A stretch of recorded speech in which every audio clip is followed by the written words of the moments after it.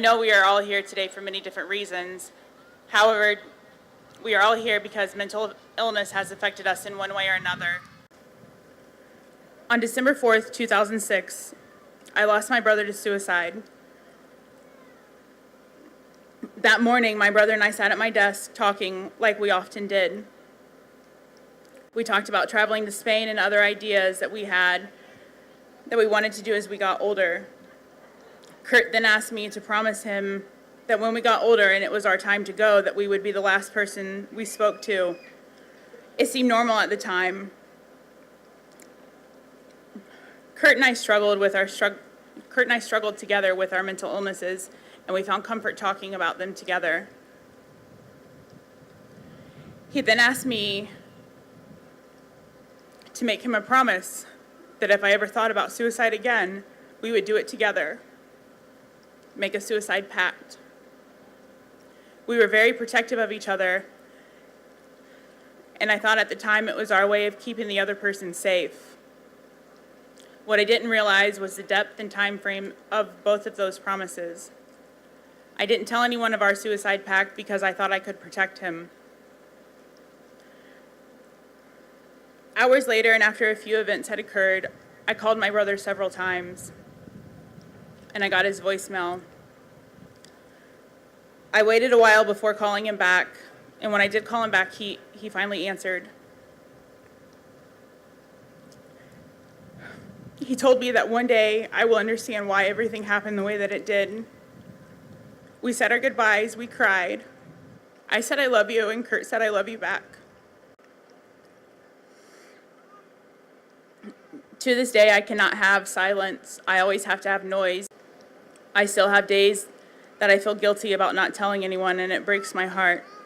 I will always wonder what life would be like if Kurt were still here, and I will always miss him.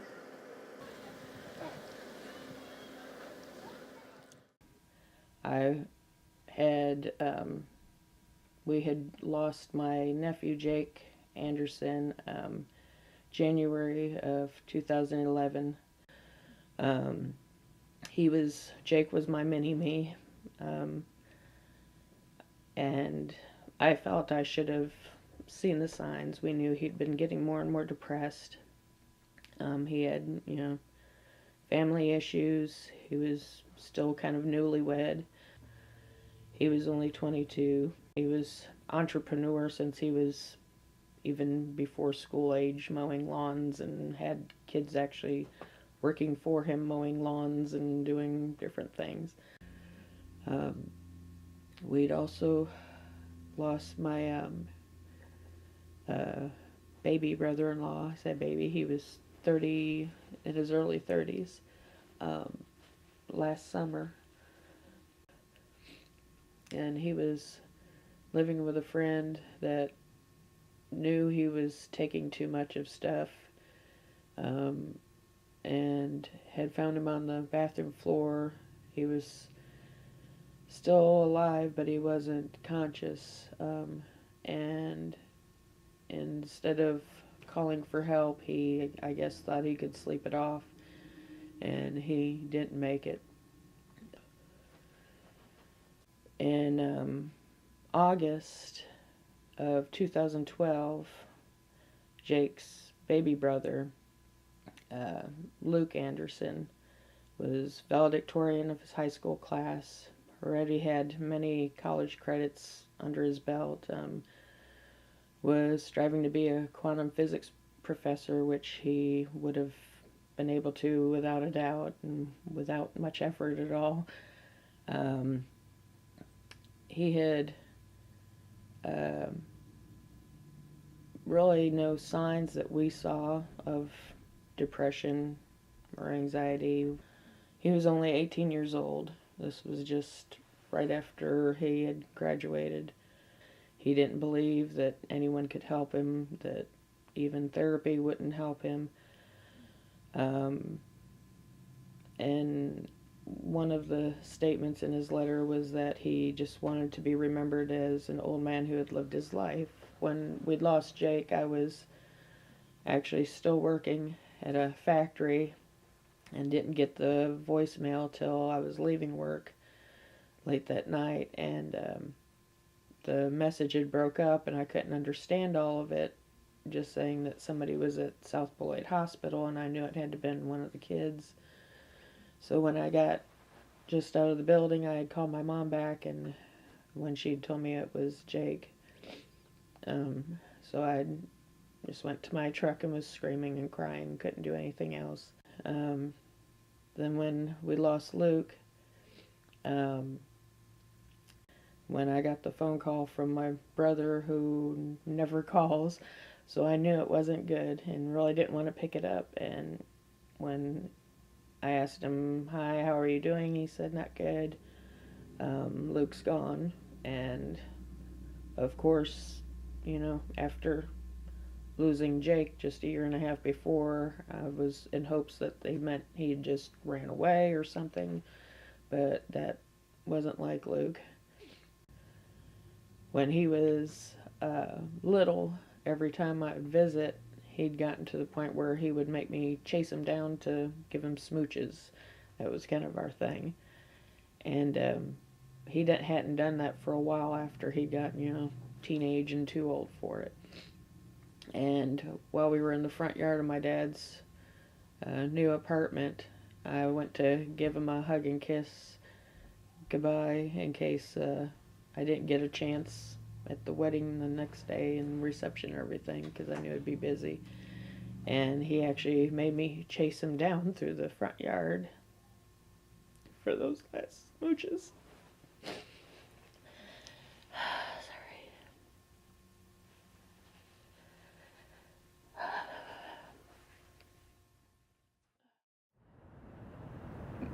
I remember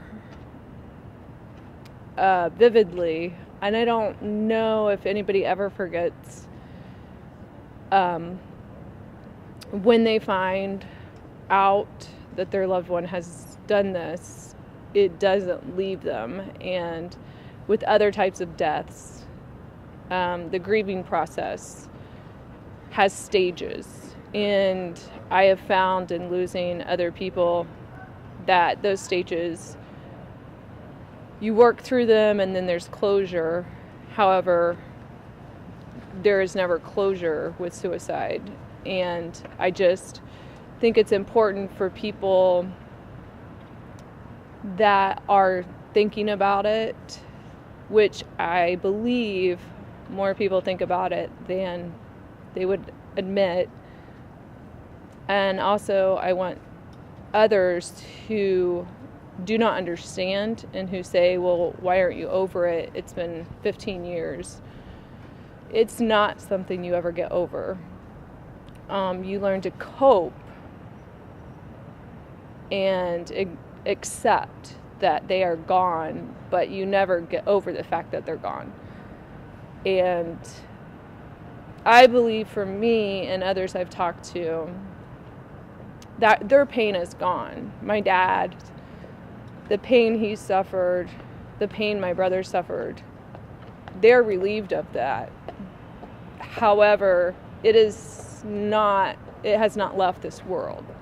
It just then carries on with those closest to them. And so I now carry my own pain along with the pain that they had. And I wish more people understood that and understood the dynamics and the complexities of suicide and how devastating it is, and the fact that it's preventable is even more frustrating. And the stigma behind it, that's part of why I do this walk. I used to be very, very, very quiet and embarrassed. My close friends knew, and now, like I said, I've been one of the top fundraisers, and I don't have a team. It's something that I do with my daughter because she'll never know her grandpa or her uncle. So I've turned it into kind of a something we do to remember them.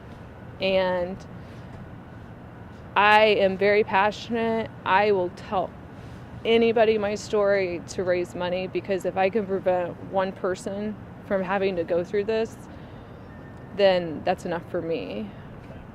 It was just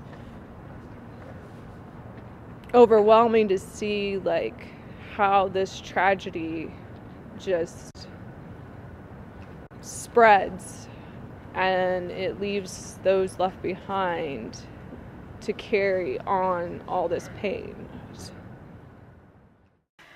My son, the reason I'm involved in suicide prevention is because my son ended his life November 20th, 2014. And since then, we have become really involved in prevention, because one thing that we've said is that we couldn't help save Anthony, but maybe we can help save somebody else. So that's where our story began, with suicide prevention.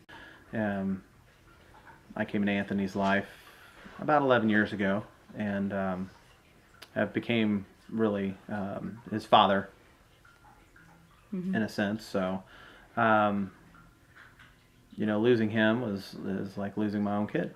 So we're doing whatever we can to see what we can do to help keep this from happening again to someone else. So, for us, I'm a doer. I can't sit back.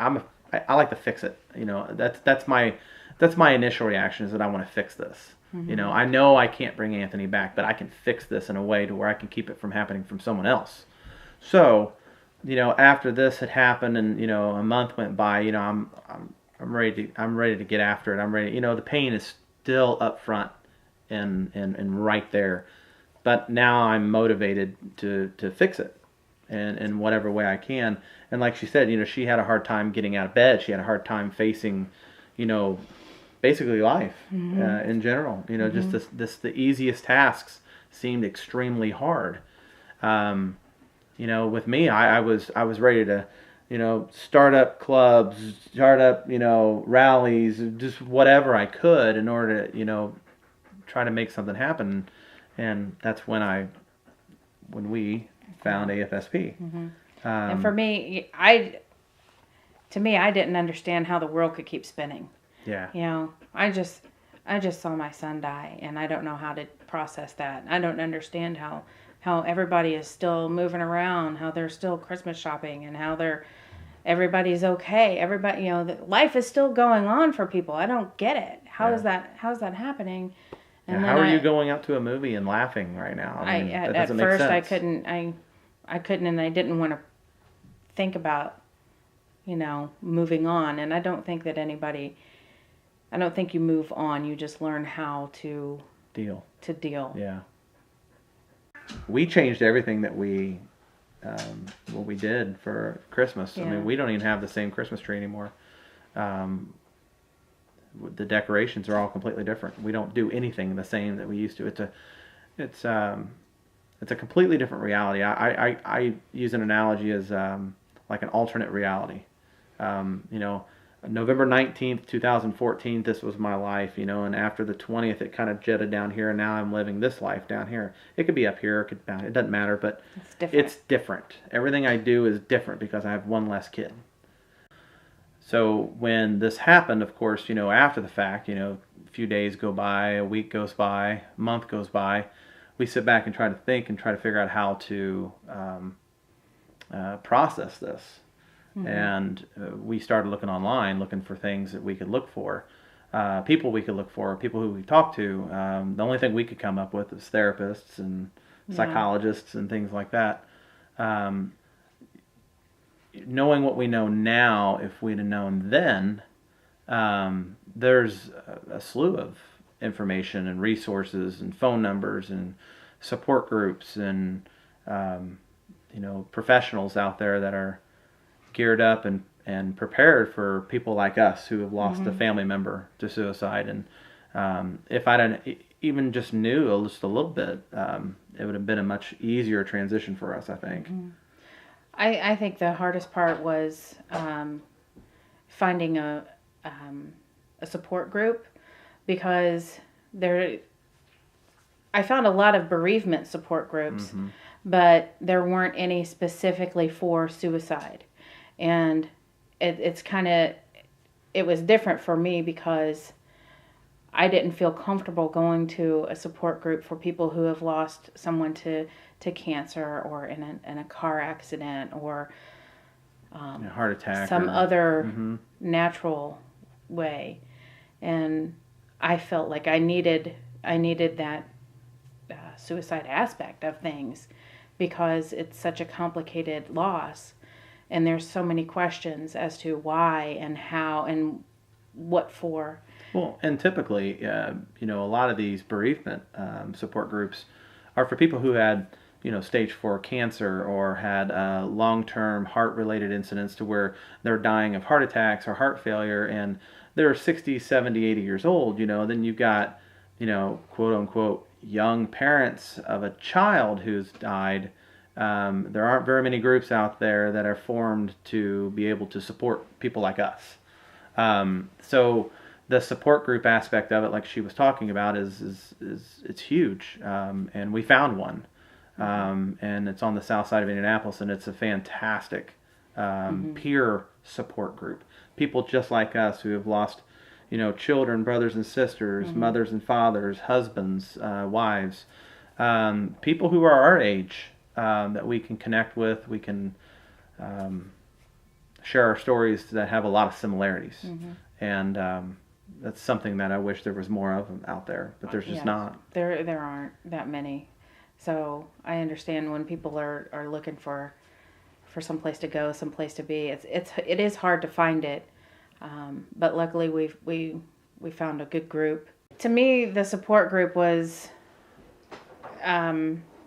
pivotal because I don't know, it made sense for me to be able to connect with people who are members of this club that nobody wants to be a member of.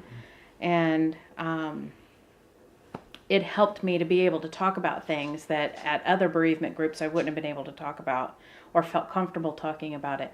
But in this group, everybody knows what it's like to lose somebody to suicide. And so it really helped me to have that one place where I can go. And if I could go 2 or 3 times a month, I would. But I look forward to that one monthly meeting and to where I can just talk about this thing that nobody else wants to talk about. So to me, it is worth its weight in gold. And it's been, very helpful for me. Yeah, and the experiences that we can all share within the room, how I've dealt with it, someone else may not have thought of it, and how they've dealt with it, I may not have thought of, and we get to bounce ideas off each other about how we get through something or how we communicate with somebody who's asking about it. It's pretty important to know that, a lot of times people will walk up to you and tell you, oh, I know how it feels, and they're like, no, you don't. You just don't know how it feels. Yeah. And the people in the room at our support group, they all know exactly how it feels. And then when we talk about these things, they all have the same feelings. They all talk about it the same way.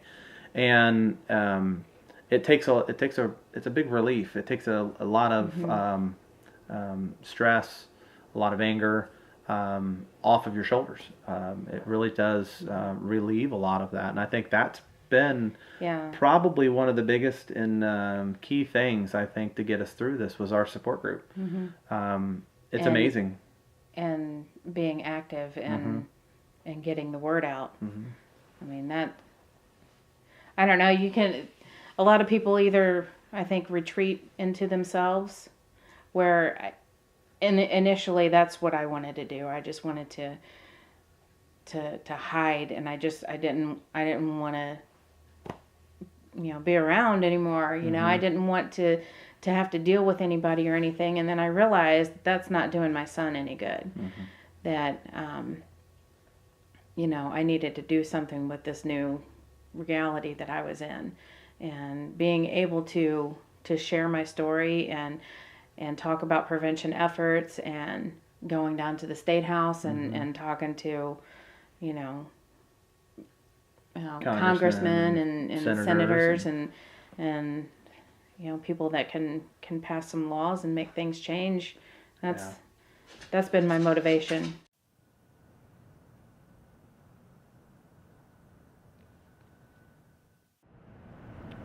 I found more solace in my brother, which we found my dad, and nobody talks about the aftermath. Nobody talks about you don't have insurance. So that's a devastating and stressful in itself. Nobody talks about. So my brother and I had to clean up the aftermath. Nobody wants to talk about that. But my brother was my person, and so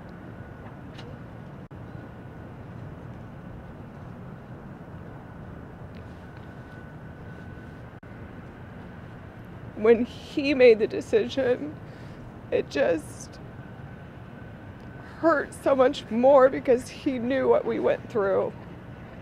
But I also know that when somebody kills himself, it leaves this hole. And some people, there's no way to get over it except for to end it. But I do find a connection with others that have experienced this, and I think in the walk it is therapeutic to see. I remember looking around and thinking, oh my gosh, this many people have been affected by this. And that in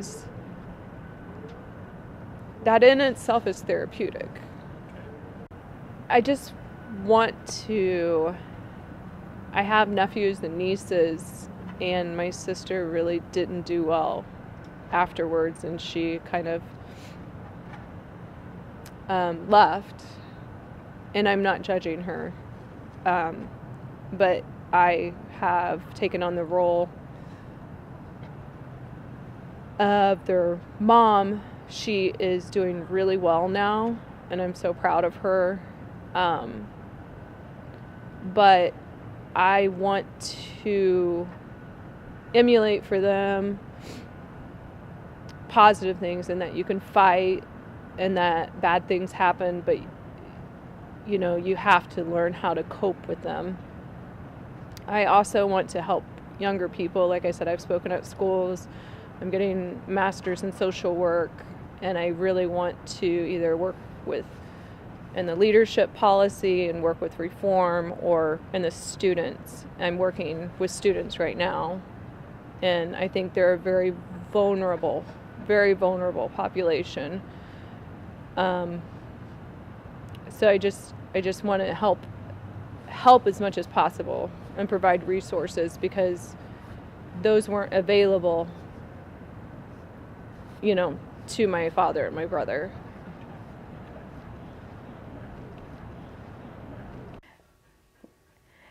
I don't know. Being a survivor, you may know what it means, like, to every once in a while, like, get sucker punches. So I remember the first Christmas after, I'm trying to shop for stocking items, little stocking things. stuffers. And we've, having 6 kids, I would get things in 6. Mm-hmm. And then I remember picking up some flashlights, and I was like, I'm getting one less flashlight this year. And it rocked me in the middle of Walmart. I picked up the phone and I called him, because I was like, babe, I'm having a breakdown. I'm in the middle of Walmart, and I've only got 5 flashlights, and it was just it was a sucker punch for me. And you can't see those coming. You don't know when it's going to happen, and they do. And then, the first, that Christmas, that month after he died, we had all these things in 6s, and we have one left over of everything. Mm-hmm. And it was, that was a big reality check. Yeah, it's a visual of that missing person. My kid, he's not here anymore. So, and then I hurt for, my kids, they don't, not only am I missing my son, they're missing their brother. Yeah. And, so I hurt for them, and I hurt for the memories that they don't get to have with him. And, it's hard. Sometimes you want to be selfish about your grief. You want to, you think, oh, how could this, how do I deal with this? How do I get through this? And, as a parent, you try to have to figure out how to be okay in front of your kids, because they look to you for guidance. And there was one time I was, anytime I was around my daughter, and I tried to be as positive as I could for her, because I wanted her to see that you can still function. Mm-hmm. And then she looked at me and she goes, "Are you even human? How are you able to be positive after this?" And I said, "Well, I can't let you see me break down, because then maybe you would too, and I'm scared of what that would be for you." So, I've learned, from this, especially from this particular instance, that it's okay to do that in front of your kids, to show that you do have the feelings, that you do have, that you're human, like she said, and kids are resilient. They're pretty fascinating. They can handle a lot more than what we give them credit for. Yeah, they can handle a lot more than we give them credit for. I've heard a lot of stories from a lot of different survivors and families that I've talked to in the last couple of years, and they're always like, well, should I tell my son exactly, how his dad died? And I asked him this very simple question. I was like, well, do they know already? And they're like, I don't know. So maybe you should ask them. And what's funny about some of these stories, and it's not funny, it's a bad word to use, but what's really interesting about it is that the kid will come back and have some sort of story that they've made up in their head, because they have found or heard parts and pieces from family members of what happened, and then they bring all that together and they make this one story about how dad died, and it's normally horrific. It's normally a lot worse than what it actually was. And then that's because the parent is trying to protect the child, but the child's very curious about how, mom, dad, aunt, uncle died, and brother, sister. And, as parents, something that we've learned is, we've got to talk to them about it, and we've got to be not necessarily detailed about it, but we got to let them know how it happened. So that way they don't create something in their mind that may be 10 times worse than what it actually is, and then they have to live with that version of it. That's something that we've learned. I think that's pretty critical for families that have kids. Do it in your own way, of course, but don't leave anything to doubt, because they will create it on their own. I remember sitting there while everybody started to walk. And I just couldn't do it. I finally did do it, and I just realized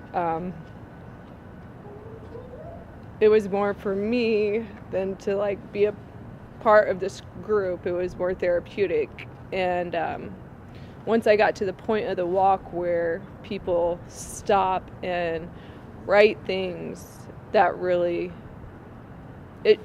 it all came together for me at that point. And I remember seeing little kids writing, "We miss you, Daddy," and "We love you, Daddy," and things like that. And what I have taken, and I've been fortunate to have had my father until I was 19 and my brother until I was 25. I've taken with me their work ethic. I have taken with me that you treat others with kindness and you don't judge others. I've taken with that they helped anybody, regardless of if they could get anything in return. And they also taught me, they never treated me like a girl, which is, I thought that was typical until I got out into the real world, and I just learned that not others feel the same way. And so I do want to fight more for women to be able to feel like empowered and they can do anything. And I'm trying to pass that along to my daughter. And I got that from my dad and my brother. So I appreciate them giving that to me. And there are lessons that they taught me and I learned and I still carry with me that are amazing. So I'm very, very grateful for those. There's a big difference between just sad depression and clinical depression, especially if it's a lifelong mental illness that you're battling. I know I'd have highs and lows. My spine basically began the deterioration stuff and extreme pain. I lost my job that November because of it. And I had probably gotten to the lowest that I could remember being since my teens. The pain was so bad, I just wanted it to stop. In my mind, I wanted to stay for my daughter and my grandson, but I hurt so much, not even just physically, but mentally, because knowing that I couldn't get a job with the way my body was, not knowing how I was going to be able to make anything to survive, a place to live or anything. I didn't want to be a burden on my daughter. It's kind of like you're in a house with the windows so far up that you can't reach to even look out, much less get out. You can't find any doors. I mean, it's like you have been jailed into a room with no way out. The worthlessness and hopelessness just overcomes to the point where, I think, there's no point to anything. Knowing how it affects family and friends, I couldn't do that to them. Back in my teens, I didn't really give a crap. I didn't care, what anybody thought, felt, said, or did. I had somehow, by the grace of God, made it through several attempts that I didn't see me making it through. It can fool you into thinking that, everybody else will be better off without me there. I won't be a burden to them. They won't have to worry about me anymore. Sometimes we don't know the right way to seek help or to reach out to somebody, but there is nothing wrong with somebody seeking help, asking help. It's actually the bravest, most courageous thing anyone can do. I never sought help until after we'd lost Luke. It just spiraled me down. I thought, having battled it for so long, I should have been able to see the signs, been able to pick up on something they said or how they acted. It made me feel a lot of regret, which made me more depressed. But knowing from my own experience, sometimes even when someone's reaching out and you don't see it, it's not your fault for not seeing that. I mean, you can do everything you possibly can, and sometimes it's just not enough. Some people, we can't save. I got some news to. I am an advocate for the AFSP, for the Indiana chapter, which means that I deal directly with congressmen and senators in the state of Indiana, and I've already gone to Washington once this past year to actually speak to each and every congressman and senator for the state of Indiana in efforts to help promote suicide prevention on the federal level. Not as only suicide prevention, but mental health mental reform. health reform. And also here in Indiana with State Advocacy Day last year, which I'm directly involved with setting up again this year, or this upcoming year. And two of the things that we went to Washington for was the Helping Families in Mental Health Crisis Act of 2016, which is HR 2646. It got passed today, passed legislation today. And it's going to it says it's heading to President Obama's desk for his signature. So that's something that, we feel like anything we can do, a lot of people say one voice doesn't matter, one vote doesn't matter, but, it does matter if you believe that it will matter. The more traction you can get, the more people you can talk to, the more persistent you can be with the senators, with the representatives. I mean, eventually somebody, you're with suicide being as common as it is, somebody knows somebody. If it's not directly with a family member or a friend, it could be a cousin, or somebody knows somebody that's suffered a loss. So with it being as common as it is, they know. Well, and they know. Statistically, I mean, suicide is the 10th leading cause of death in the country, and it's also the second leading cause of death amongst young adults 18 to 34 in the state of Indiana. That's a big deal to me. I know a lot of 18 to 34-year-olds, especially with the age of our kids. I've coached a lot of them, and I can't imagine their families having to go through what we've had to go through. So, suicide prevention, in my mind, I think is going to be pretty advanced, I think, here in the next 10 or 15 years especially. But in the immediate future, being that she's the education chair for the state of Indiana, I'm on the education committee as well, we're trying really hard to get suicide prevention and mental health awareness in our schools here in the state of Indiana. I'm working with about 7 different school systems right now here in the state of Indiana. Yeah.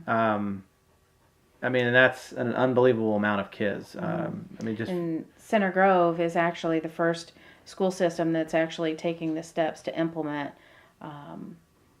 what we call the model school policy, where we're going to actually try to get suicide prevention as part of the curriculum, which is a big deal, because if that happens, if these steps are followed and these things take place, then it'll be the first high school in the country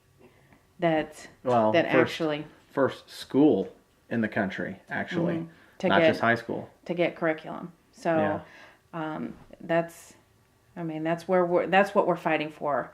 That's what we try to get the word out to everybody, and with AFSP, we offer the free trainings, and those are a huge deal. And the more people we can get trained, the more awareness we can create, the more people, advocates that will just create a happen. Suicide safer environment. That's the big deal. That's the goal. That is the goal. Is to reduce suicide by 20% by 2025. That's AFSP's goal, and we do that one person at a time. Any chance we can get in front of people, we do. And I don't know. This has become a new meaning for us in our livelihood, the way we do things, and it's our mission. It is our mission. We didn't know we had this mission until November 2014, but now it's what drives us. Yep, every day. So.